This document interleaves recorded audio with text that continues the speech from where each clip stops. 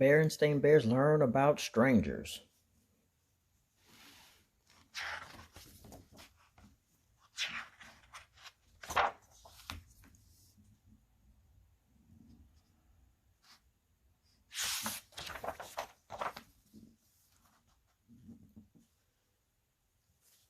Brother and Sister Bear, who lived with their mama and papa in the big tree house down a sunny dirt road deep in bear country, looked quite a lot alike. Except for the fact that brother was a boy cub and sister was a girl cub, they were alike in many ways. And even though they each had hobbies, brother loved to build and fly model airplanes, sister had all sorts of special interests, they enjoyed many of the same things. Bike riding, baseball, soccer, frisbee, and just getting out and enjoying nature.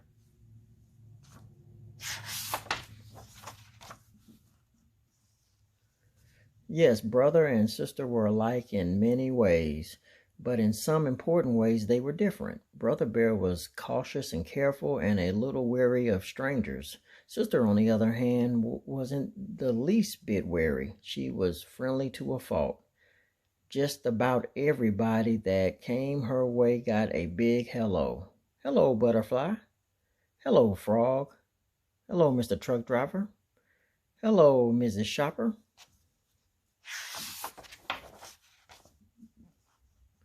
Brother worried about sister's free and easy way with strangers. Strangers weren't a problem for him.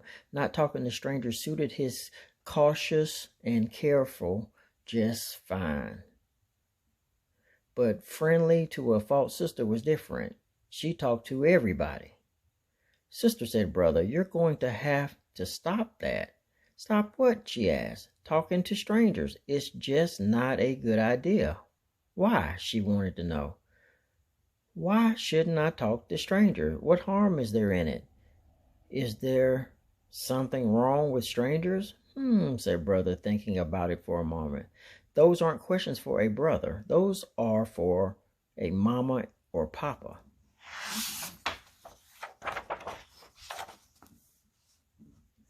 Sister Bear, I'm glad you asked those questions, said Papa Bear in his deepest and most serious voice. The reason you should never talk to a stranger and never ever take presents from a stranger and never ever ever go anywhere with a stranger is that it's dangerous. What's dangerous about it? She asked wide-eyed. What can happen? Oh dear, thought Mama Bear. I do hope Papa can tell Sister about strangers without making everything scary. All sorts of things, Papa said. Here, look at the newspaper. As she looked at it, her eyes got wider and wider. This is what she saw.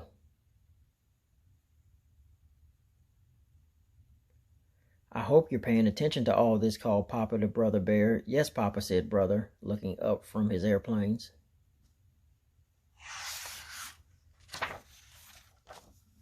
When Sister asked for a bedtime story that evening, Papa said, of course, I have just one. It was an old book that Papa had kept since he was a cub. The story was called The Silly Goose and the Wily Fox. It told how Silly Goose got into a conversation with Wily Fox, and before Silly knew quite what was happening, she found herself in Wily's lair. This is how the story ended. Then there was a snip and a snap, and all that was left of Silly Goose was a few floating feathers and a smile on the face of Wily Fox.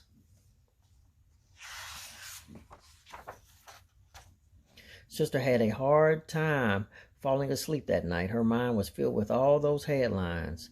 There was even one that said, Silly Goose missing, Wily Fox questioned. The sound of Brother Bear's peaceful breathing finally lulled her to sleep. The next day dawned bright and friendly to everybody but Sister. She had spent a restless night, and she looked out the window. Everything seemed a little strange. The trees seemed to reach for her, and owls stared at her, and the crows glared. Let's go out and ride our bikes on the village green, said Brother after breakfast, but Sister didn't want to.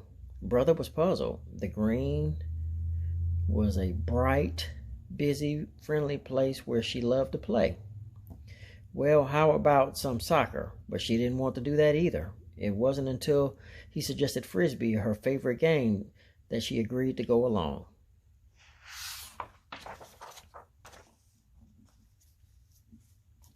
Before they left, they told Mama where they'd be.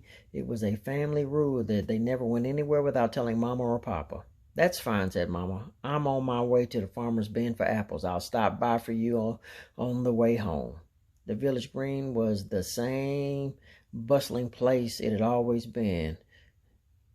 This is what it looked like to everyone but Sister. This is what it looked like to her. Today, even the frogs and butterflies seemed mean and scary to Sister. Later, when somebody tapped her on the shoulder, she jumped a mile, even though it was just Mama.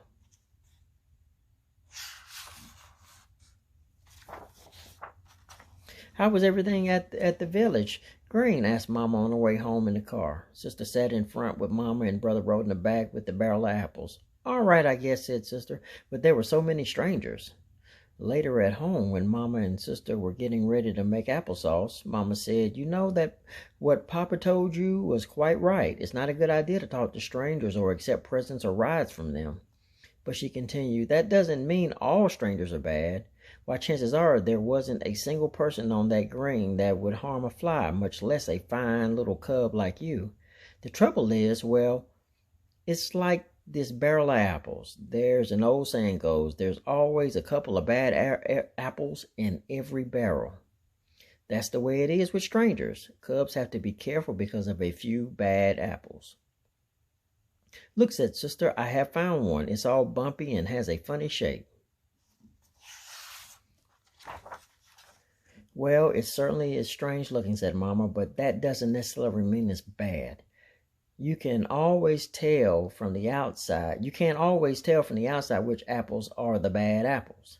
She cut it in half. See, she said, it's fine inside. Now, here's one that looks fine on the outside, but inside it's all wormy. Yuck, said Sister. What's up? Asked Brother. A bad apple, said Sister. Double yuck, said Brother. Hey, I'm going to the meadow to fly my new pusher plane. Want to come? Sure, Sister said. I can pick up some wildflowers. She felt much better now, more like her old friendly self. The pusher plane was a great success, and the cubs were about to head home when someone drove onto the meadow with a big, beautiful orange and green model airplane. Wait, said Brother, I want to watch. It's a radio control job. Sister went back to picking wildflowers, but before she knew it, Brother was talking to the stranger, for that's what he was, a stranger, no matter how big and beautiful his radio control job was. She dropped her wildflowers and ran over to them. I'm going to send it up and follow in the car, the stranger said. Want to come along? Wow, said Brother, and he would have if Sister hadn't grabbed his arm and said, don't you dare. The stranger drove off following his airplane, and Sister ran home shouting, Brother, talk to a stranger. Brother, talk to a stranger. But it was a big orange and green radio control job, said Brother. That doesn't matter, said Papa. We have rules about strangers, and they're important. We have rules about tattletales, too, said Brother, glaring at Sister. Sister wasn't tattling.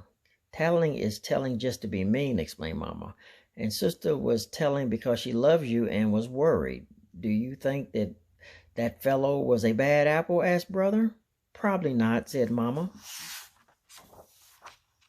That's right, said Sister. Most folks are friendly and nice and wouldn't hurt a fly, but you have to be careful just in case.